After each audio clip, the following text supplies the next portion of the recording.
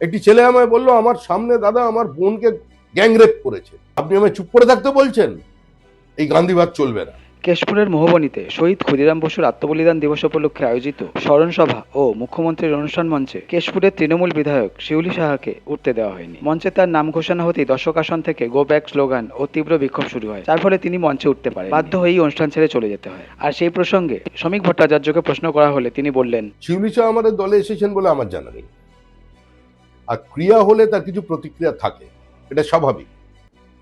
মানুষের আবেগ যদি আহত হয়, মায়ের সামনে মেয়ে যদি গণধর্ষিতা হয়ে যায় বিজেপি করার অপরাধে, বাবার সামনে ছেলে যদি খুন হয় বিজেপি করার অপরাধে, 2016 সাল থেকে আজ পর্যন্ত যদি 333 জন বিজেপি কর্মী খুন হয়ে থাকে, অসংখ্য মানুষের বাড়ি ভাঙা হয়েছে, এ রাজ্য ছেড়ে চলে যেতে হয়েছে, জেসিবি মেশিন দিয়ে ভেঙে গুঁড়িয়ে দেওয়া হয়েছে, রাজ্যের বিরোধী দলনেতাকে জীবন্ত পুড়িয়ে মারার চেষ্টা করা হয়েছে, এগুলো তো চলেছে।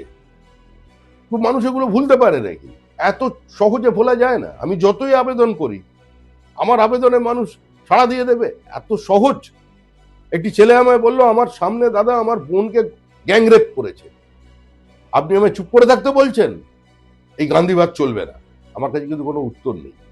সুতরাং মানুষ মানুষের মতো করে প্রতিবাদ জানাচ্ছে, এবং এই প্রতিবাদটা স্বতঃস্ফূর্ত।